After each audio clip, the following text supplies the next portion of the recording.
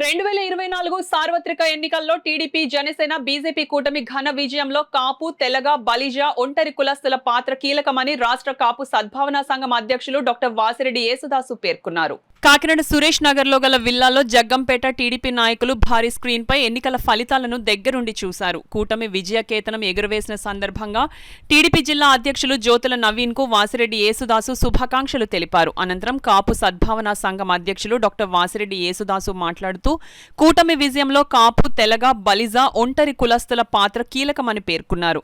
ఈ కార్యక్రమంలో TDP, Janasena, BJP నాయకులు పాల్గొన్నారు. వైసీపీ మాట్లాడి దుర్భాషకే ఒక సవాల్ ఇసిరి మల్లకుంది.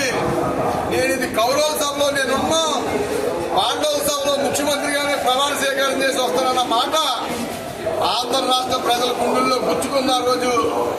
ఎందుకంటే 40 సంవత్సరాలు సుదీర్ఘమైన రాజకీయ నాయకుడిని ఏలం చేసి అధికారం ఆడి ఇదే శాశ్వత వర్గంలో జగన్మోహన్ రెడ్డి, వైసీపీ పార్టీ మనుషులందరూ కూడా సమరం 5 రోజు ఇల్లు ఏదో రోజు వస్తుంది. అన్ని రోజులు చీకటిగా ఉండదు. 15 రోజులు ఎన్నికలు, 15 రోజులు చీకటి ఉంటుంది. ఇది గమనించాలి రాజకీయ నాయకులు ఎవరైనా.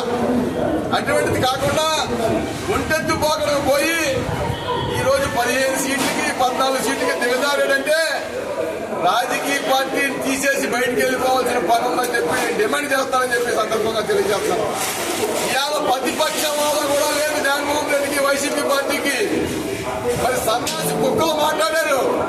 ఆ కుక్కలు కూడా చెప్తా ఉన్నాను నేను, ఏది శాశ్వతం కాదని ఇప్పుడన్నా తెలుసుకుని బతికితే బాగుంటుందని చెప్పి సందర్భంగా తెలియజేస్తా ఉన్నాను. ఈ దేశం మాదే, ఈ రాష్ట్రం మాదే, ఈ సర్వం మాదే అనుకున్నారు. ఇవాళ ఎక్కడ పోతారో, దావోస్ పోతారా, లేకపోతే సత్యం కూడా జైలుకు పోతారా? ఈ గెలుపు మట్టికి ఈ ఆంధ్ర